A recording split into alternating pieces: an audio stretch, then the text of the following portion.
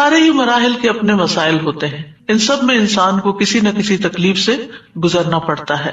Qatada कहते हैं कि वो दुनिया और आखिरत दोनों की मुसीबतें झीलता है तो आप इसको मुशक्कत में पड़ा हुआ ही पाएंगे, यानी इंसान है ही मुशक्कत में। इब्नुल जौजी कहते हैं दुनिया आजमाइशों और मुसीबतों के लिए बनाई गई। समझदार शख्स को चाहिए कि अपने नफ्स को सब्र पर आमादा करे, यानी यहाँ ये सब कुछ तो होगा ही, तकलीफें तो आएंगी, लेकिन जरूरत किस चीज की है कि हम अपने आप को समझाएं कि ये दुनिया मुश्किल जगह है, यहाँ सब्र करना जरूरी है।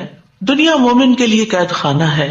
रसूलुल्लाह सल्लल्लाहु अलैहि वसल्लम ने फरमाया अद्दुनिया सिजनुल मुमिनी व जन्नतुल काफिरी। दुनिया मोमिन के लिए कैद खाना है और काफिर के लिए जन्नत है। तो इसका क्या मतलब है कि क्या काफिर को कोई मुशक्कत नहीं होती इस दुनिया में? होती है, लेकिन मुराद इससे ये है कि आखिरत की तकलीफों के मुकाबले में